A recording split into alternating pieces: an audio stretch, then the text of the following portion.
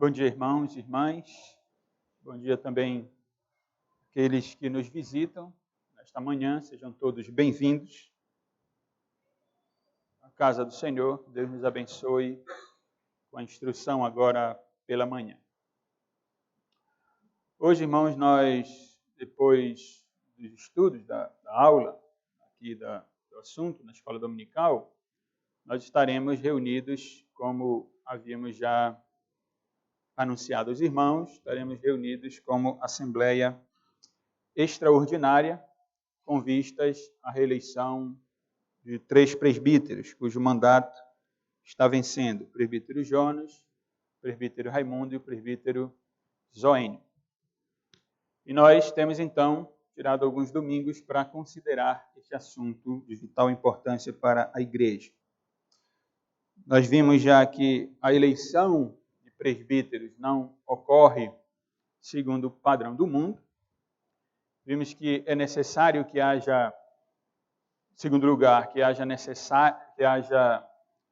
desejo, almejar o presbiterato, para que ele seja exercido de forma convincente com a revelação das Escrituras.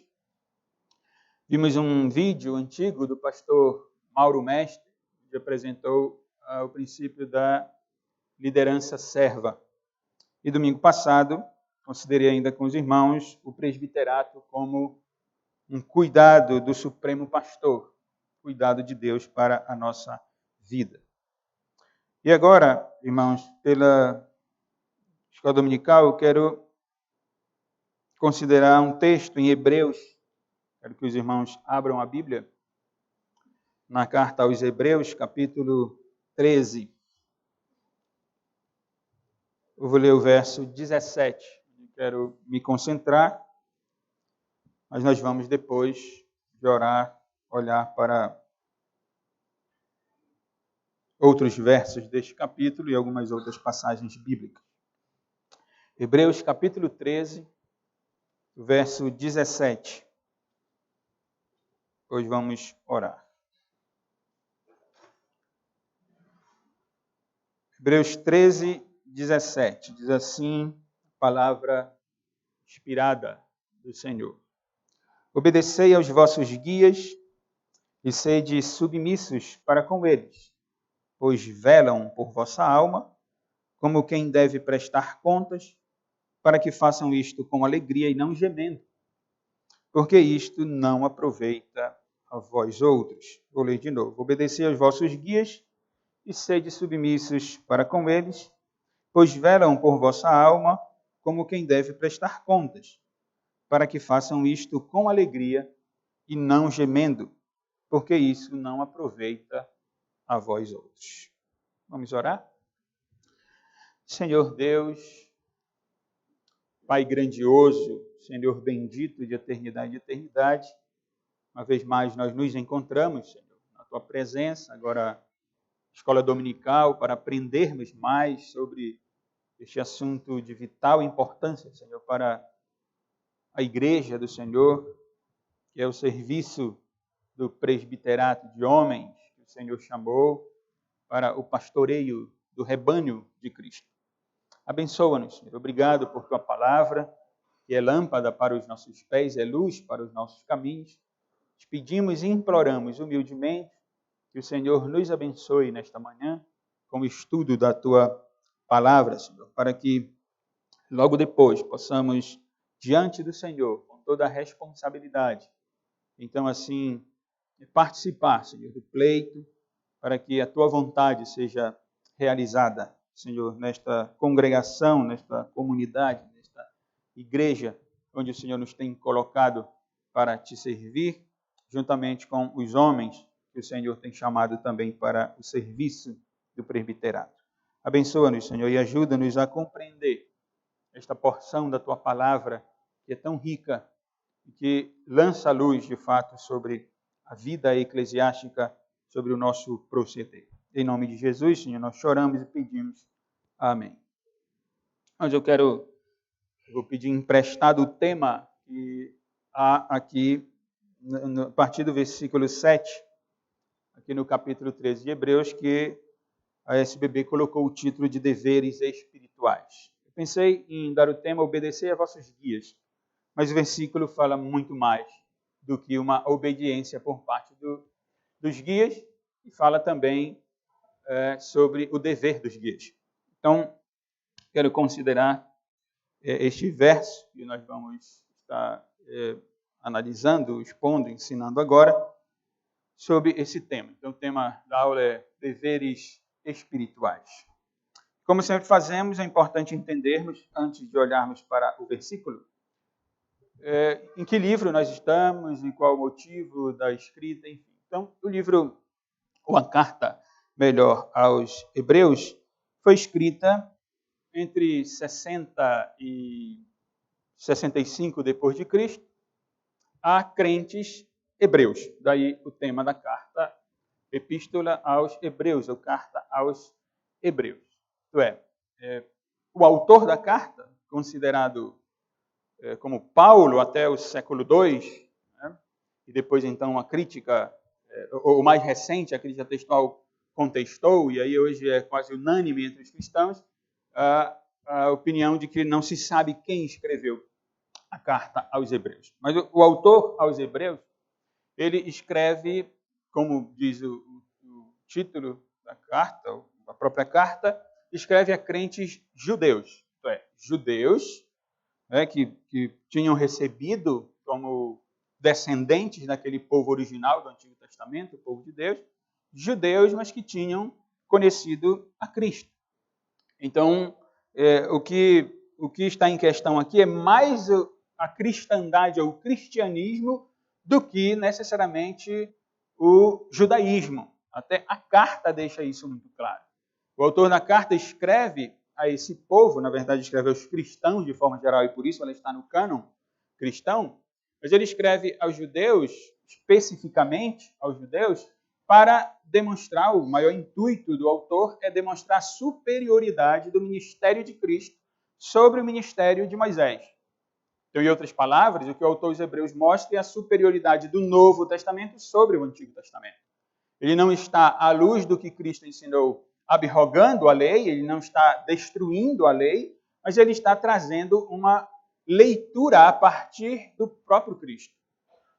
A carta aos Hebreus é aberta, ela inicia com a informação de que outrora Deus havia falado de várias maneiras por meio dos profetas, mas agora, nos últimos dias, no último tempo, na plenitude dos tempos, ele nos tem falado por meio de Jesus Cristo. Então, o que o autor da carta aos Hebreus escreve é nada mais, nada menos do que o ensinamento de Cristo. E falando da superioridade do ministério de Cristo sobre o ministério de Moisés, o autor da carta traz as implicações práticas disso. Sim, porque não é suficiente entender teologicamente a superioridade do ministério de Cristo se não houver uma vida prática, se não houver uma vivência dessa realidade. Isto é, os hebreus, primeiros receptores da carta, logo deveriam entender que o ministério de Moisés, o Antigo Testamento completamente, que é o fundamento de toda a religião judaica, é o próprio Moisés, quem escreveu, sob a inspiração do Espírito Santo, o Pentateuco, os 5 primeiros livros da Bíblia, ou a Torá, ou a Lei. E a partir dos 5 primeiros livros, todo o Antigo Testamento é formado.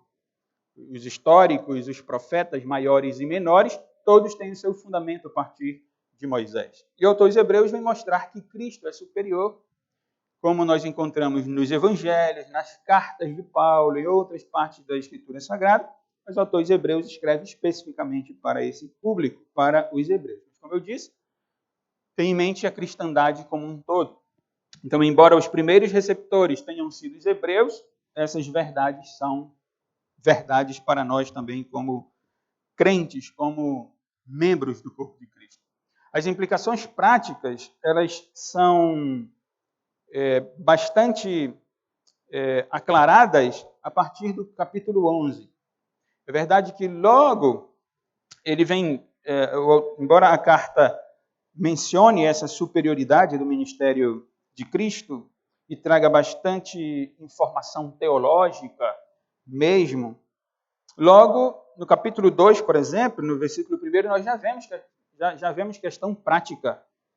Porque ele diz assim, depois de ter mencionado no primeiro capítulo a superioridade de Cristo com relação à criação, quando ele menciona, pois a qual dos anjos disse, tu és meu filho, eu hoje te gerei, enfim, o texto que os irmãos conhecem. Depois de falar de Cristo como Deus, ele começa logo no capítulo 2 dizendo assim, por esta razão, importa que nos apeguemos com mais firmeza às verdades ouvidas, para que delas jamais nos desviemos. Versículo 3, como escaparemos nós se negligenciarmos tão grande salvação? Ele traz questões práticas. No capítulo 3, versículo 12, ele diz, tende cuidado, irmãos. Jamais aconteça haver em qualquer de vós perverso coração de incredulidade, que vos afaste do Deus vivo. Pelo contrário, exortai-vos mutuamente cada dia, durante o tempo que se chama hoje, a fim de que nenhum de vós seja endurecido pelo engano do pecado. Então, ele vem trazendo. Depois, irmãos, vão encontrar no capítulo 10, questões práticas, e, sobretudo, como eu dizia, capítulos 11, 12 e 13.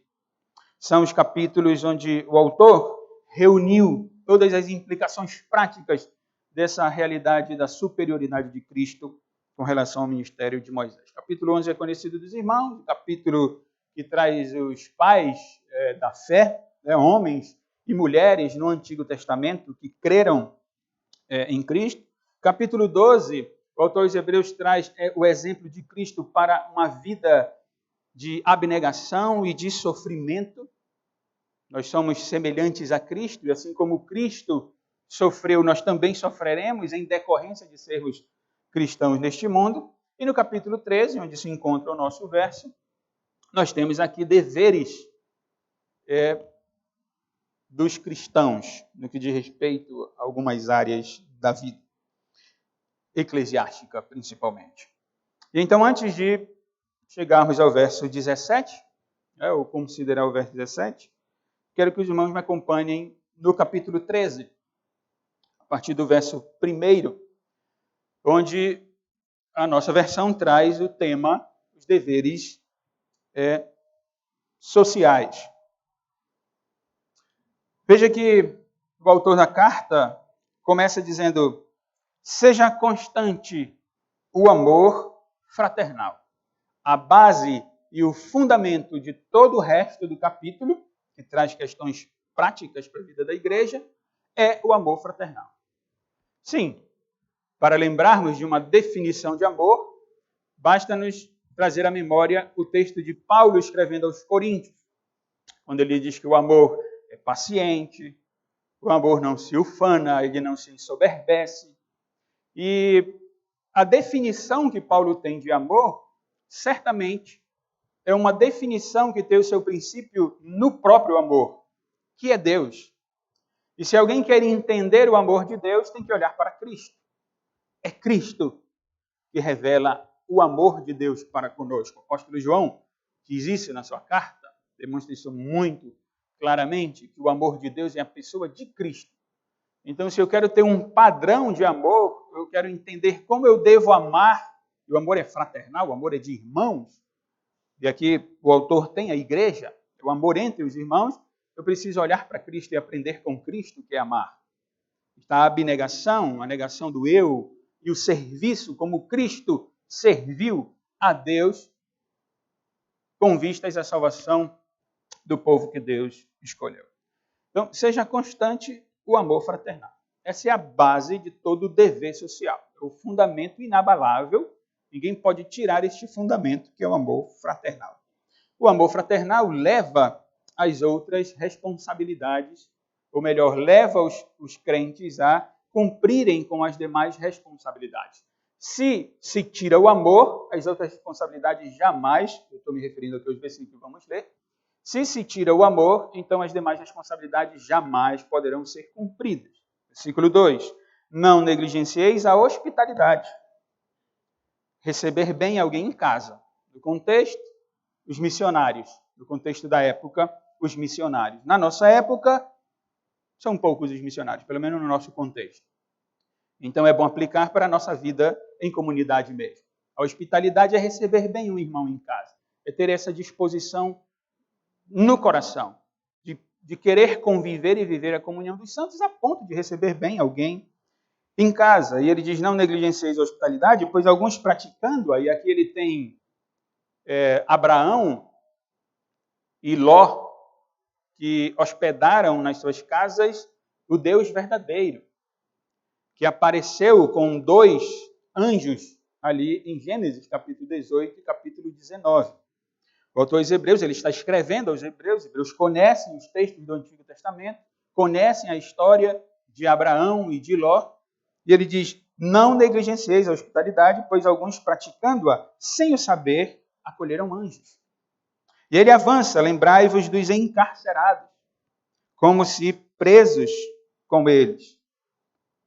Encarcerados aqui, no contexto, são pessoas, de fato, que estavam presas em decorrência da pregação do Evangelho, em decorrência de uma vida piedosa, então, sob a autoridade do Império Romano e de autoridades ímpias, tinham experimentado a prisão, estavam presos, e aí o autor, então, estimulando a comunhão dos irmãos, o cuidado dos irmãos, o dever social, dizendo, olha, vocês devem visitar aqueles que estão presos, como se vocês fossem presos com eles. Porque nós temos instrução bíblica de que devemos chorar com os que choram e devemos nos alegrar com aqueles que se alegram. Então, uma vez que alguém estava preso em decorrência da pregação do Evangelho, esse deveria receber o cuidado daqueles irmãos da igreja. O autor diz ainda, dos que sofrem maus tratos, como se, com efeito, vós mesmos em pessoas fossem os maltratados. Provavelmente também se referindo aqui a esses homens que estavam sob autoridades ímpias. Versículo 4, casamento. Digno de honra entre todos seja o matrimônio, bem como o leito sem mácula, porque Deus julgará os impuros e adúlteros. É dever do crente, por ser servo de Deus, manter o seu matrimônio sem mácula, fidelidade no casamento. Seja a vossa vida sem avareza, versículo 5, amor ao dinheiro. Contentai-vos com as coisas que tendes, porque ele tem dito, de maneira alguma te deixarei, nunca jamais te abandonarei. Ele cita aqui Deuteronômio 31, Josué, capítulo 1. Assim afirmemos confiadamente, versículo 6, citando o Salmo 118, o Senhor é o meu auxílio, não temerei, que me poderá fazer o homem? Sim, porque é dever também do crente.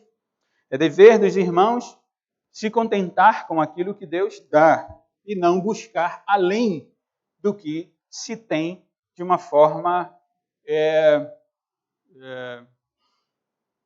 inteira, uma inteira entrega a ponto de colocar o dinheiro e os bens acima de tudo. Perguntaram uma vez a um homem milionário, quanto dinheiro alguém precisa para se sentir totalmente feliz? Aí o milionário respondeu assim, ele precisa só de mais 1 milhão do que ele tem. Essa é a avareza. Se ele tem 1 milhão, ele quer 2. Se ele tem 2, ele quer 3. Se ele tem 3, ele quer 4 e por aí vai. E a verdade é que a satisfação nunca vai chegar. Então o crente não deve buscar esse pecado, essa avareza, mas deve se contentar com o que tem. Versículo 7. Que tem a ver com o nosso versículo 17. Quando ele diz, lembrai-vos dos vossos guias, os quais vos pregaram a palavra de Deus e, considerando atentamente o fim da sua vida, imitai a fé que tiveram. Vou deixar para comentar esse versículo quando considerar o 17. Versículo 8. Jesus Cristo, aqui está o fundamento de toda a carta. É Cristo, assim como o fundamento de toda a Escritura Sagrada. Ele diz, Jesus Cristo, ontem e hoje é o mesmo e o será para sempre. Está dizendo que Cristo é o mesmo. Cristo está vivo. Porque no versículo 7, provavelmente os guias já estavam mortos. No versículo 8, ele diz, existe o guia principal, que é Cristo. Ele é o mesmo, será para sempre. Não vos deixeis envolver por doutrinas várias e estranhas, porquanto que vale está o coração confirmado com graça. Esse é o ponto, irmãos. É o coração agraciado por Deus. É o coração entender que Deus tem derramado graça a partir de Cristo Jesus para o seu povo. Os hebreus, irmãos, lembram? Os judeus se preocupavam bastante com comida, com coisas externas. E por isso, no versículo 9, ele continua dizendo, e não como alimento, o que vale é o coração confirmado com graça, não com alimento, pois nunca tiveram proveito os que com isto se preocuparam. Possuímos um altar, o autor dos Hebreus se refere aqui ao altar de Cristo, porque Cristo foi imolado, Cristo foi sacrificado na cruz do Calvário. E o versículo 10 deixa uma diferença entre os cristãos e os judeus. Ele diz, possuímos, quem nós, os cristãos, nós possuímos um altar do qual não tem direito de comer os que ministram no tabernáculo. Quem são os que ministram no tabernáculo? Os judeus. A carta aos Hebreus está deixando clara a divisão entre judaísmo e cristianismo. Passou o judaísmo.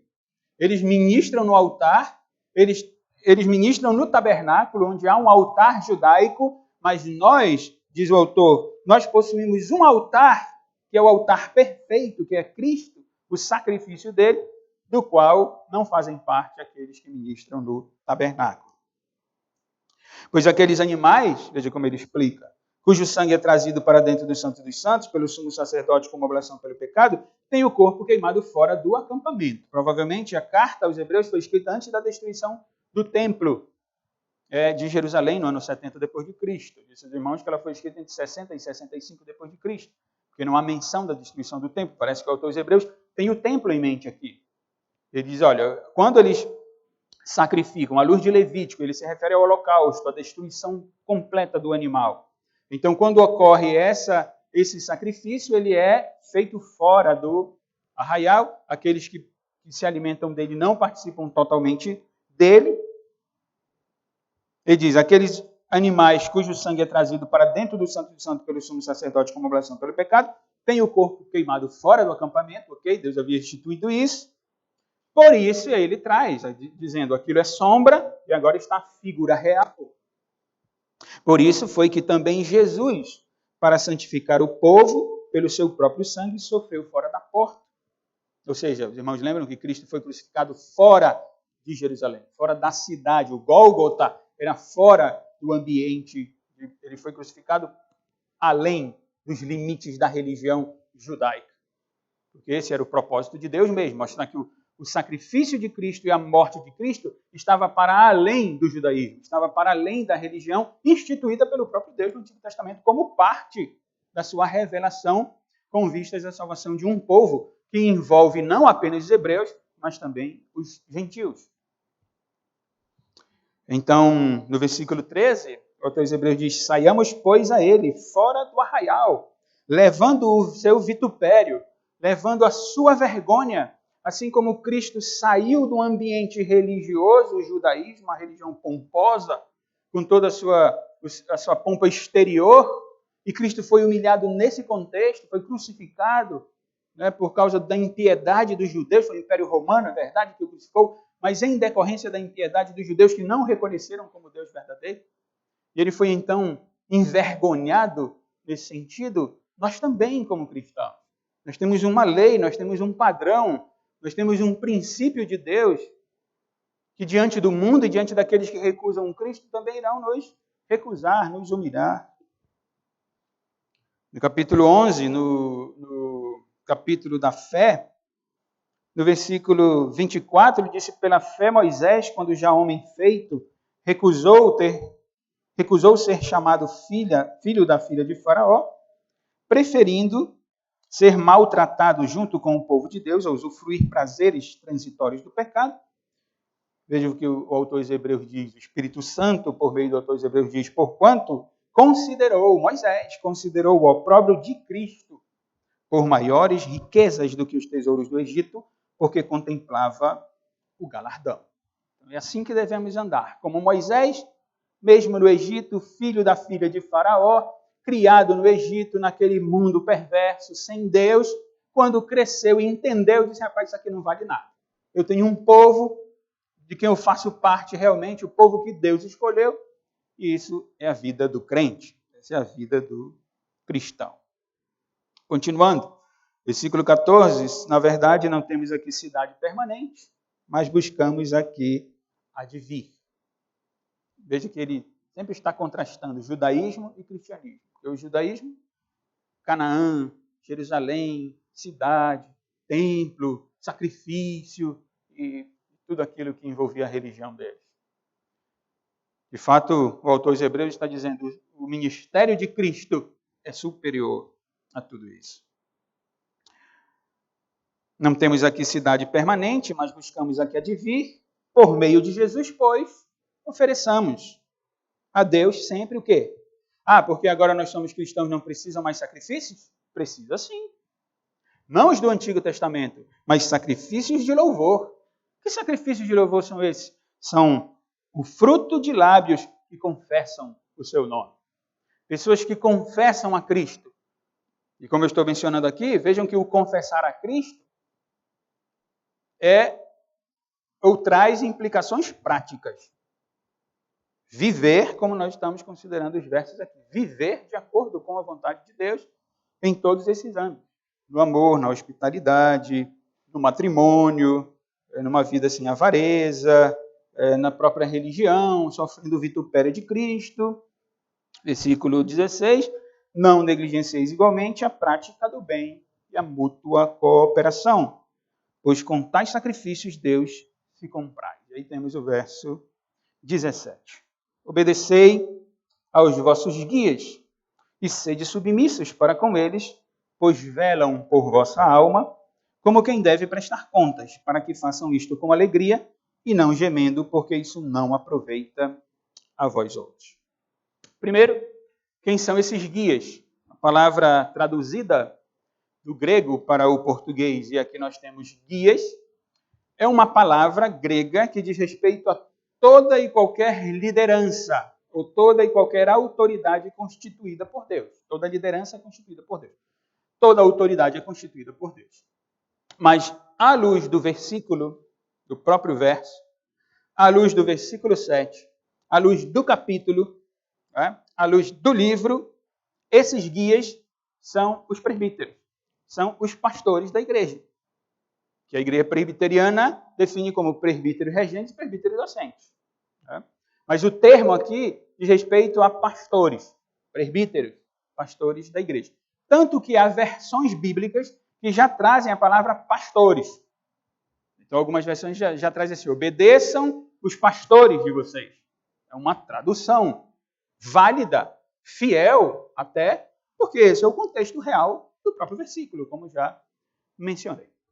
Esses são, então, irmãos, os líderes. Há versões que trazem obedeçam os seus líderes, porque o termo é esse.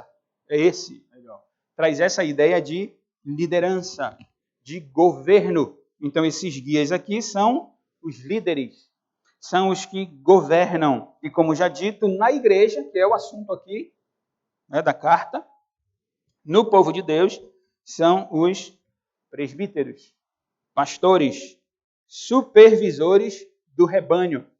E são os que estão vivos. Porque lá no versículo 24, no término da carta, o autor vai escrever, saudai todos os vossos guias. É a mesma palavrinha lá do verso 17, que é a mesma palavra do verso 7. Eu estou dizendo que nesse versículo 17 são os presbíteros, pastores da igreja, vivos. Porque no versículo 7, o autor tinha dito, lembrai-vos dos vossos guias, os quais vos pregaram a palavra de Deus. E considerando atentamente o fim da sua vida, morreram, imitai a fé que tiveram. Os hebreus têm muitos exemplos de homens piedosos.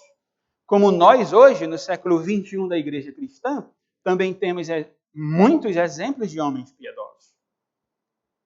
E devemos, sim, é mandamento de Deus, lembrar-nos dos guias, dos pastores, dos líderes do passado, que nos ensinaram o quê, irmãos? Nos ensinaram a vida prática cristã. Lembrai-vos dos vossos guias, os quais vos pregaram a palavra de Deus, anunciaram, expuseram.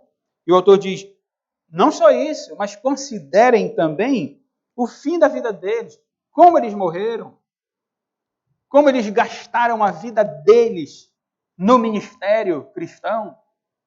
com uma vida de piedade. Imitem a fé desses homens do passado, a fé que eles tiveram.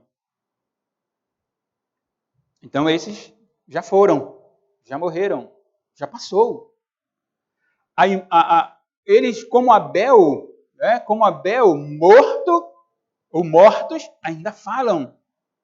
Estão falando ainda. A sua vida de piedade, o seu ensino permanece conosco. Capítulo 11 está aí de Hebreus. Moisés, Abraão, Noé, Moisés, e cita mulheres, Raabe, Ruth, homens e mulheres do passado, uma nuvem de testemunhas. Então essas testemunhas ainda falam. Ok, mas agora nós temos novos pastores. Agora Deus, na sua providência, tem colocado outros guias. E agora nós temos que olhar para eles e obedecê-los, diz o versículo 17. Obedecei os vossos guias. E aí nós entramos então, irmãos, no sentido de obedecer, que é importante elucidar isso aqui. Porque o que não faltam são abusos de homens que, em várias áreas, mas no nosso contexto, que adentram a religião, não genuinamente chamados para o ministério, que querem ser verdadeiros dominadores do rebanho, coisa que Deus proíbe por intermédio do apóstolo Pedro, ou do presbítero Pedro, na sua primeira epístola, capítulo 5. O sentido de obedecer, irmãos, é submeter-se. É ainda melhor, deixar-se persuadir. Então vejam, há uma implicação da própria liderança aqui. Não é papel apenas daqueles que são liderados se submeterem à liderança, mas é dever da liderança persuadir os liderados a obedecerem essa liderança. Por quê? Porque elas têm autoridade esses homens têm autoridade por eles serem líderes? Segunda pergunta. Esses homens têm autoridades porque uma assembleia designou autoridade para eles? Não. Eles têm autoridade porque Deus os constituiu como líderes. E envolve, então, eu dizia, a implicação de que essa liderança deve agir como, de fato, alguém constituído por Deus.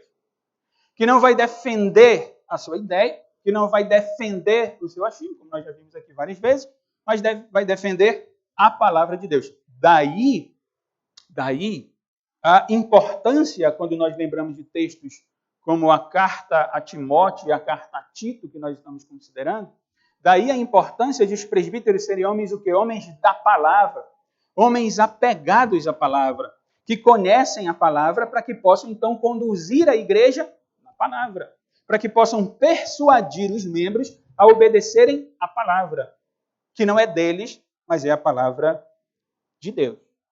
Então, vejam que poderíamos ainda traduzir a obediência como escutar. Escutem os guias de vocês. Claro que esse escutar ou essa obediência, ela não pode ser cega. Claro que não. Ela não pode ser de qualquer jeito. Claro que não. Sempre haverá homens que querem abusar.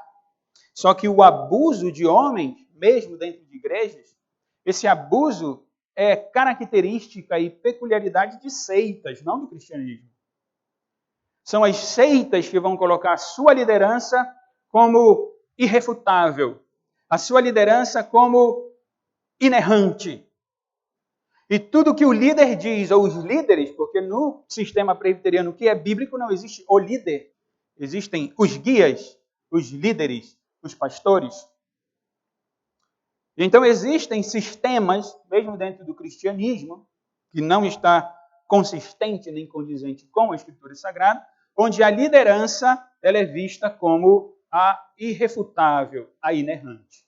O líder ou os líderes tomaram uma decisão, então todo o povo vai cegamente ouvir a instrução da liderança e dizer, a liderança disse, nós temos que fazer. Isso não é cristianismo, isso não é presbiterianismo. O conselho da igreja não tem autoridade total. Por isso que há eleição. A autoridade é do Deus da igreja.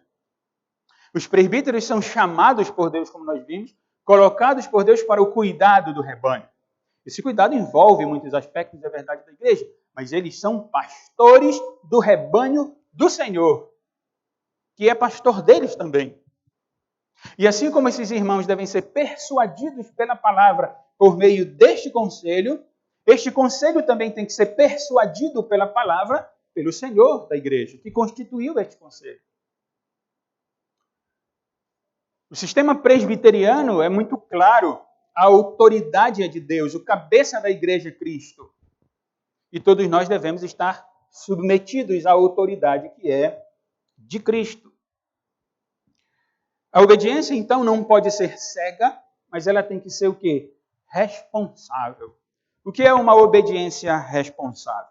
Podemos ir a Atos, capítulo 5, onde logo no início os cristãos, estão pregando, os apóstolos estão desenvolvendo o seu ministério apostólico, pregando, convertendo almas, realizando milagres.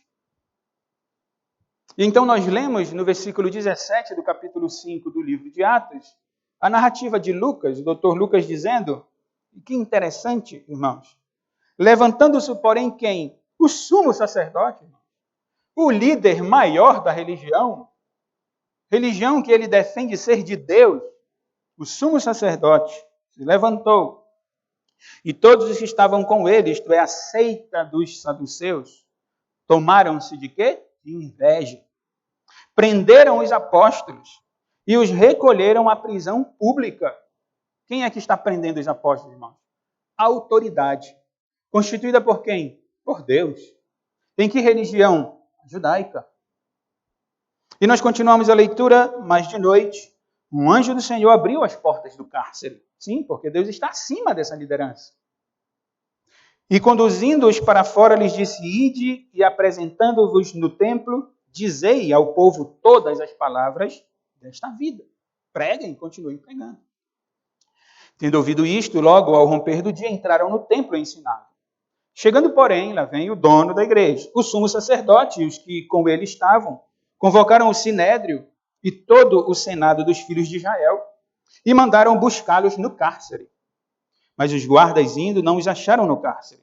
E tendo voltado, relataram dizendo, achamos o cárcere fechado com toda a segurança e as sentinelas dos seus postos junto às portas. Mas abrindo-as, a ninguém encontramos dentro.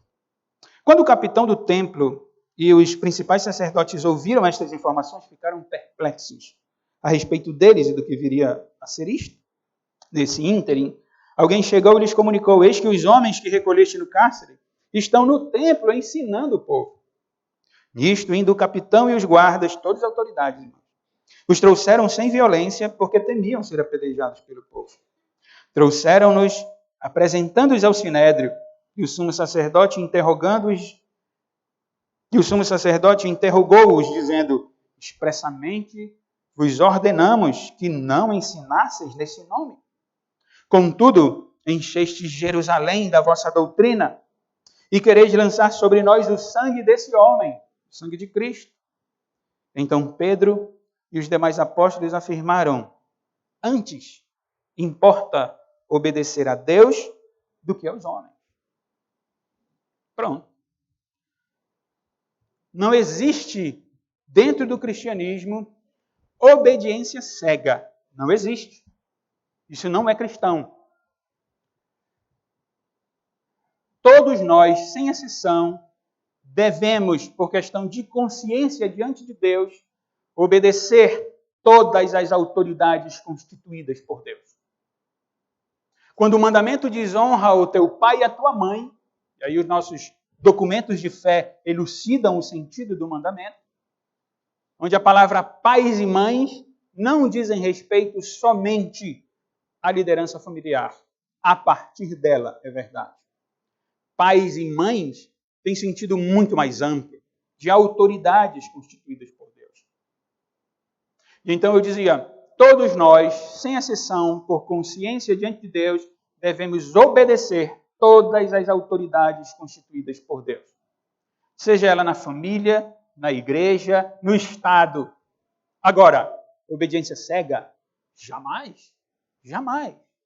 Porque como Pedro e os apóstolos disseram ao Sinédrio, a liderança da religião judaica, antes nos importa obedecer a Deus do que os homens. Nós temos o dever de obediência ao Senhor, nosso Deus. A obediência deve ser responsável, não pode ser cega, pelo simples fato, irmãos, de a liderança ou os guias, para usar o termo aqui, quer dizer, a obediência deve ser responsável, não cega, pelo simples fato de os guias terem deveres. Então, há uma condição aqui sim. Vou voltar. Nós devemos obedecer toda e qualquer autoridade constituída por Deus. Ok? De qualquer jeito? Não. Existe condição. Existe condição.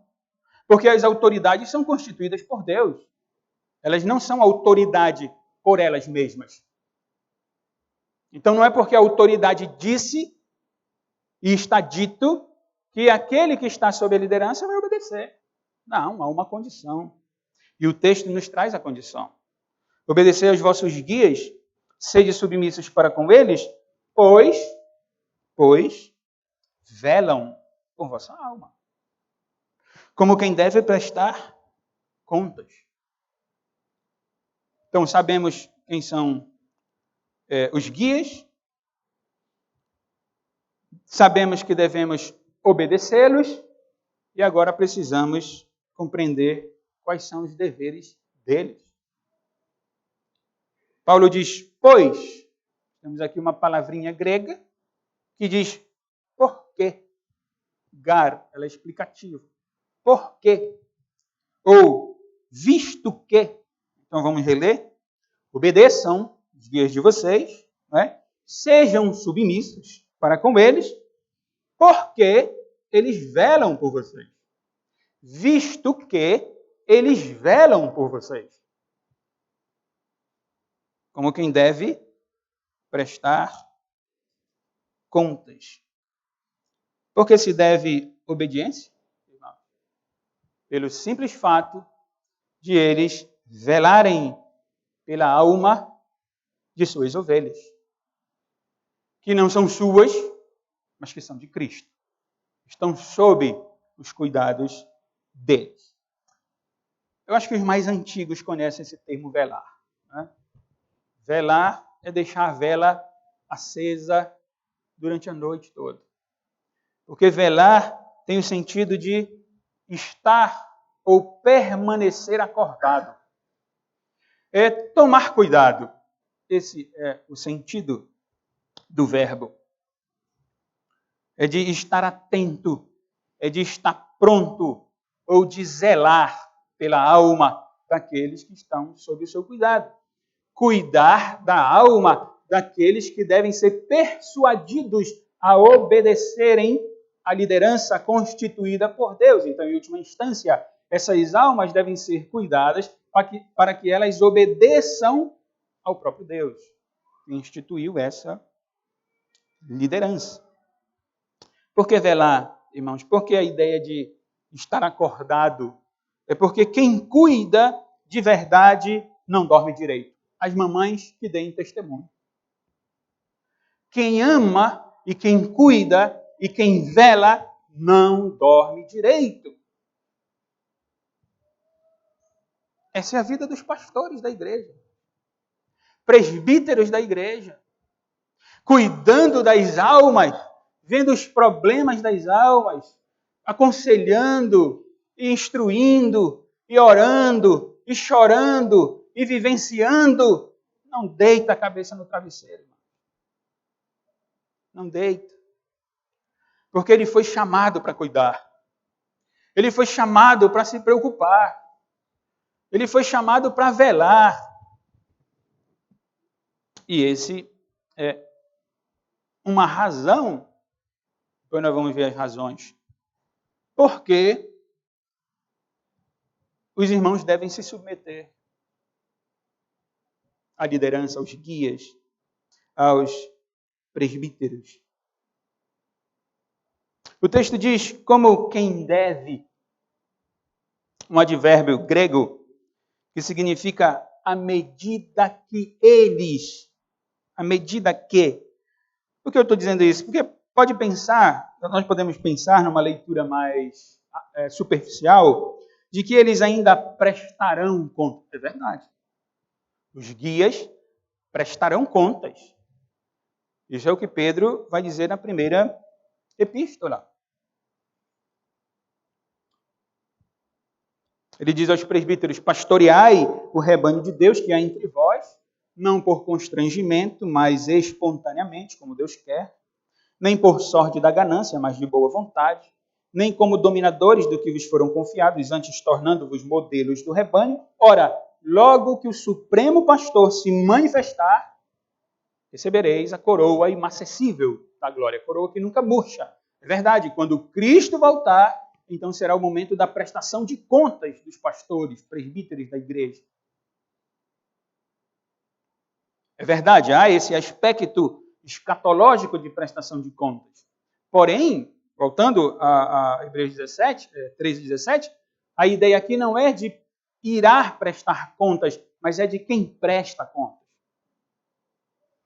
Obedecer a vossos guias, sede submissos para com eles, pois velam por vossa alma, presente do indicativo no grego, da ideia de ação contínua.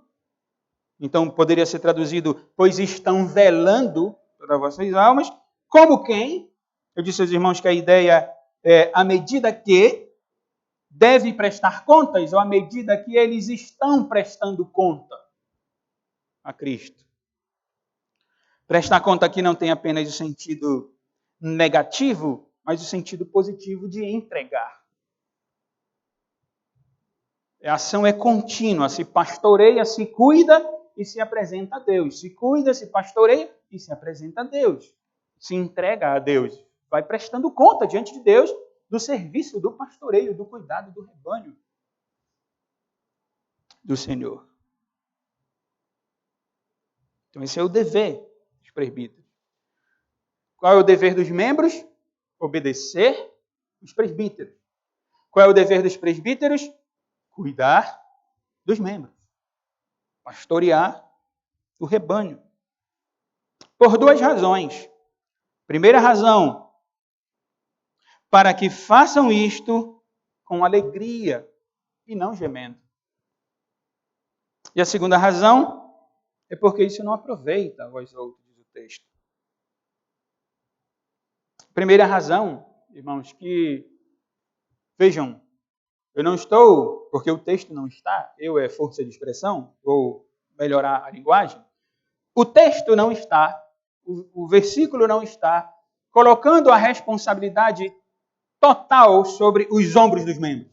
Não, existe esse aspecto. Mas o texto está também colocando a responsabilidade nos ombros dos presbíteros. E aí ele dá as razões. Então, vocês, sob a liderança, membros da igreja, obedeçam aos presbíteros. Por quê? Porque eles cuidam de vocês. Porque eles velam pela alma de vocês. E isso é assim porque Deus idealizou assim. Isso é assim para que, aí a nossa primeira razão, para que os presbíteros governem, para que os presbíteros liderem, para que os presbíteros cuidem, para que os presbíteros venham a zelar pelas almas de vocês com alegria, com satisfação. Não gemendo, não com lágrimas, não com tristeza, não com lamento.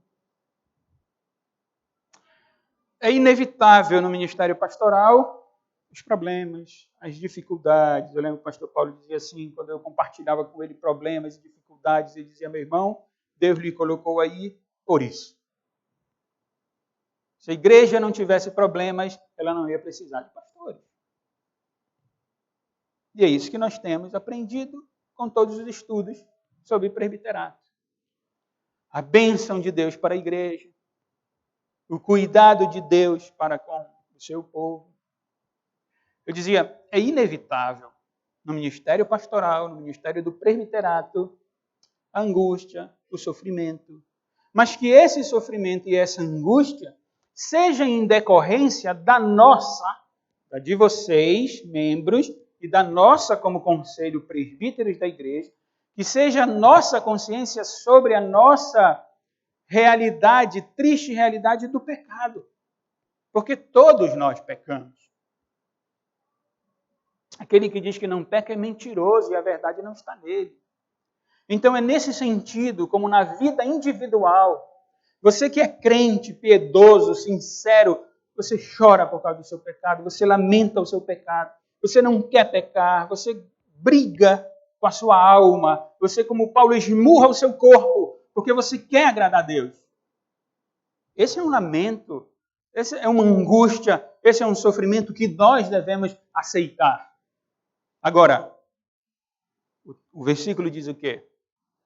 Que os presbíteros, os pastores da igreja, vão velar pela alma desses irmãos, não com lamento, com tristeza, com choro, com angústia, em decorrência do quê? Da desobediência deles, porque ele havia falado da obediência.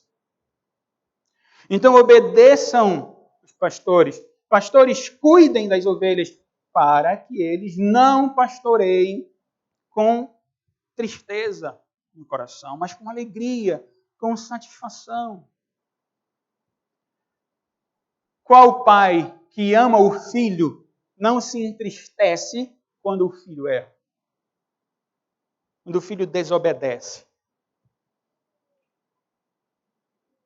Então a palavra pode ser muito bem usada no contexto de pai e filho. Filho, obedeça a papai. O pai fica triste com você. Você errou. Você desobedeceu. Papai quer seu bem. Papai está aqui colocado por Deus para cuidar de você. Não faça papai sofrer. Não é isso que um pai vai dizer para o filho? É isso.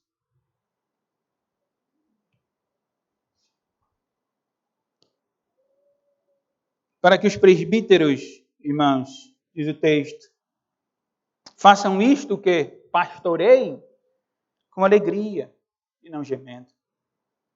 Segunda razão, primeira para eles mesmos, que envolve a igreja, claro.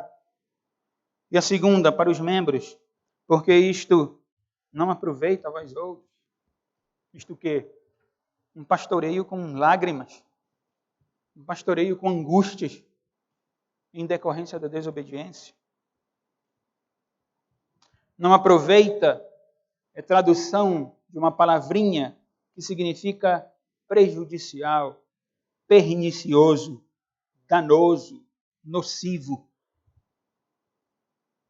Se não houver obediência e não houver pastoreio, haverá então algo destrutivo na igreja. Caso não haja obediência, e aí é bom dizer não cega, mas responsável. Caso não haja obediência responsável, tudo, guardem isso aí. Se não houver obediência responsável, tudo será difícil e penoso a todos. Tudo. Tudo na igreja.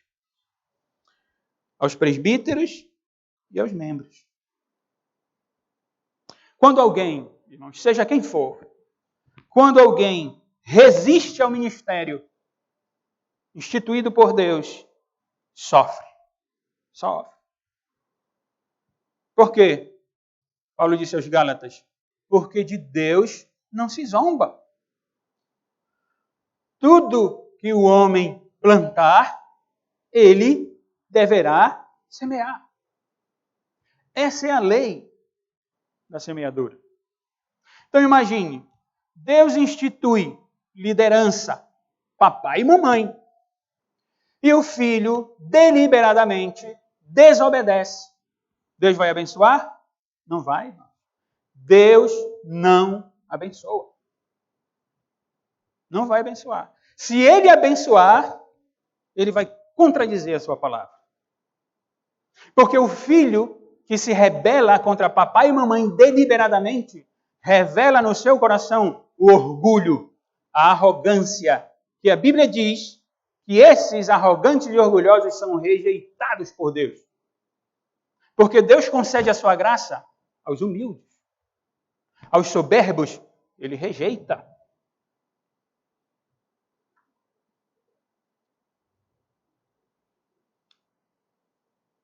De Deus não se zomba. Deus institui autoridade. Quem se rebela contra a autoridade constituída por Deus, se rebela contra o próprio Deus. Que fique claro, né? Já deixei claro isso. Nós estamos falando de obediência cega. Se a ordem é contra a vontade de Deus, paciência. Ninguém deverá se submeter a essa autoridade. Ninguém. Mas isso é outra coisa. Não tem a ver com diretamente com o nosso texto. Mas o contrário também é verdadeiro. O que ocorre na prática? Aqueles que são obedientes, o que é que eles recebem como consequência da sua obediência? O cuidado. Então há o aspecto negativo e há o aspecto positivo. E esse é o aspecto positivo aqui. Para que eles, os guias, os presbíteros, os pastores, não pastoreiem gemendo, chorando, porque isso não é bom. O que o autor está dizendo é que Deus quer realizar a sua vontade. É que Deus quer abençoar o povo.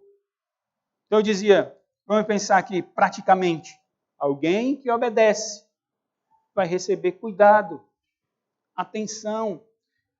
E qual vai ser a consequência disso, irmãos? Harmonia, alegria no desempenho do ministério da igreja. Ora, Deus constituiu homens. Estão cuidando, estão velando, estão amando, estão se esforçando, não estão de braços cruzados, mas estão cuidando do rebanho. E o rebanho sendo cuidado, em decorrência desse cuidado amoroso, bíblico, pastoral, haverá uma obediência ao pastor da igreja, que é Cristo. E vai haver harmonia, vai haver alegria. Porque todos vão entender que é o Senhor quem está estabelecendo o sistema. É Ele quem estabelece esse meio. Obedecei aos vossos guias. Sede submissos para com eles, pois velam por vossa alma, como quem deve prestar contas, para que façam isto com alegria e não gemendo, porque isto não aproveita a vós outros. Que deve ficar para nós. Primeiro aos membros. Uma aplicação direta aos membros. Vocês têm deveres para com os seus presbíteros. Vocês têm deveres. Nós temos que gastar as nossas forças. Nós temos que gastar a nossa inteligência no esforço de que o mundo não entre na igreja. Que difícil está isso. Mas o que a igreja é? Lembrar do texto de Paulo a Timóteo? Que a igreja é coluna e baluarte da verdade. Ela deve sustentar e manter a verdade. Esse é o ministério da igreja. Só da igreja. Nenhuma outra instituição tem esse ministério. E eu quero dizer que nós devemos lutar com todas as nossas forças, com toda a nossa inteligência, para evitar que o mundo entre na igreja. Eu estou me referindo aqui a essa ideia de dever. Porque nós saímos do mundo para a igreja. E no mundo ninguém é de ninguém, ninguém vai respeitar ninguém, cada um por si, todo mundo quer ser autoridade. Ninguém entende a esfera da soberania, não é? O filósofo cristão, Kuyper. Ninguém entende essa esfera da soberania que tem o seu âmbito. Não. Todo mundo quer ser o dono de si e dono dos outros, para piorar. A igreja não pode ser assim. Nós temos deveres. uns para com os outros. E eu dizia aos membros, vocês têm deveres para com os seus presbíteros. Deve haver respeito e honra sempre. Respeito e honra são incondicionais. Um filho não deve honrar e respeitar seu pai se seu pai for correto, segundo a lei de Deus. Não. Ainda que seu pai seja um ímpio, você deve honra e respeito a ele.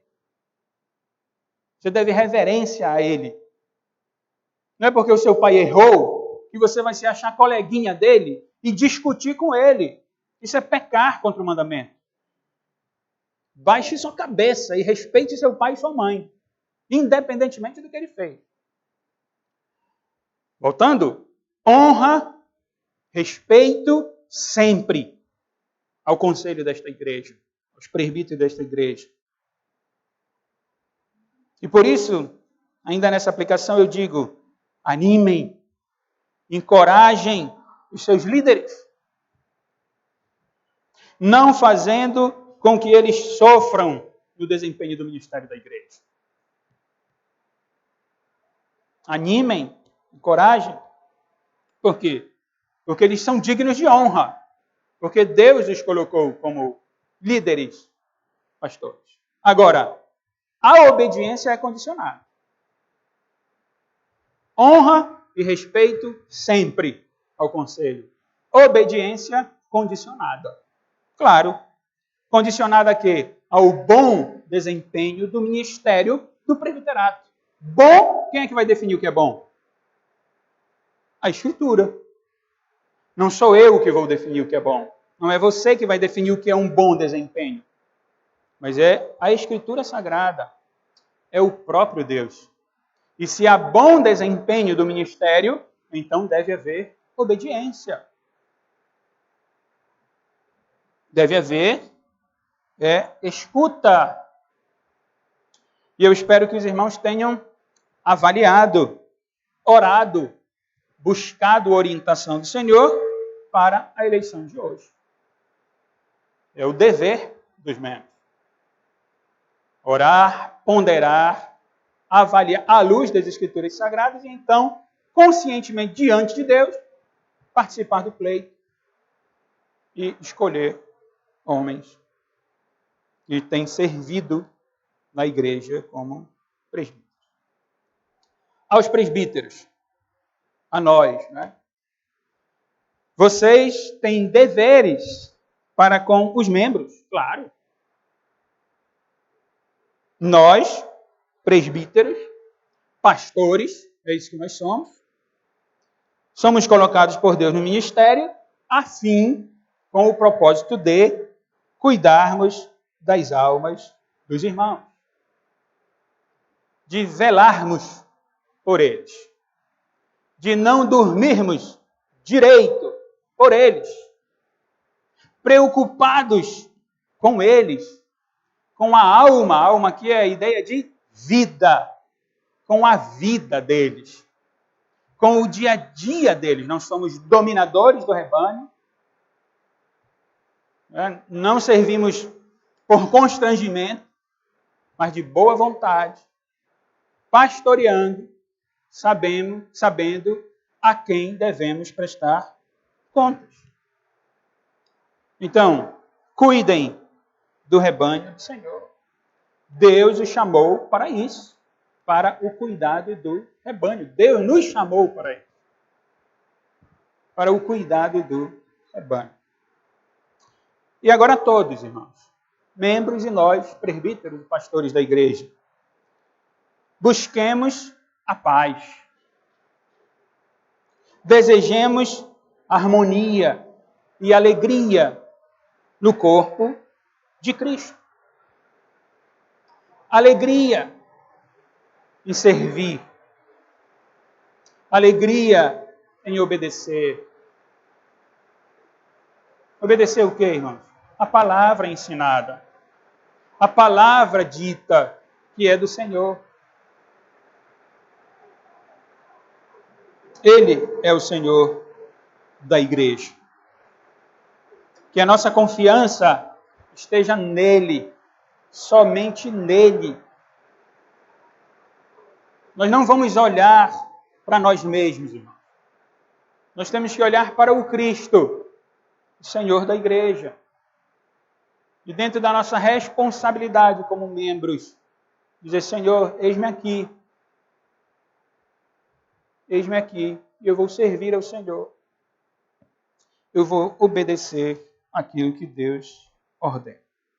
Quero concluir, irmãos, lendo um texto que talvez resuma o que eu tentei trazer para os irmãos a partir do versículo que consideramos. E é um texto bíblico, 1 aos Tessalonicenses. Abra sua Bíblia em 1 aos Tessalonicenses, capítulo 5.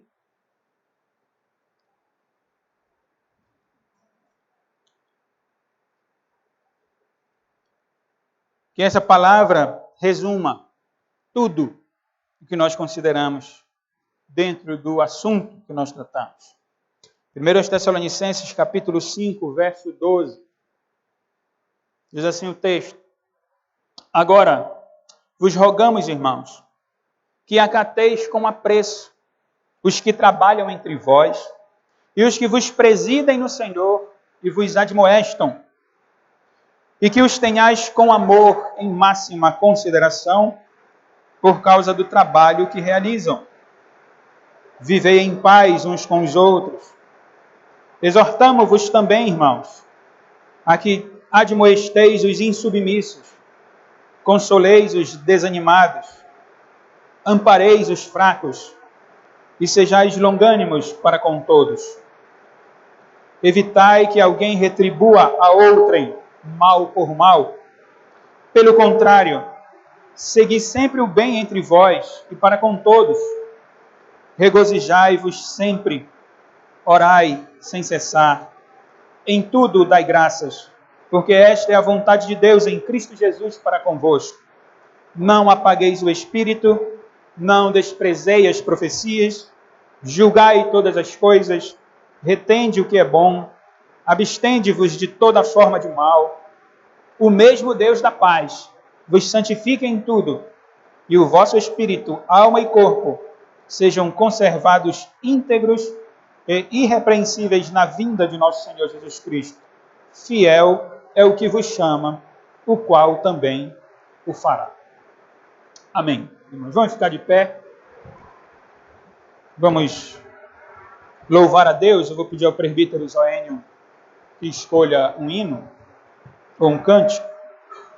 Nós vamos louvar, depois orar, encerrar a escola dominical e dar início ao pleito desta manhã.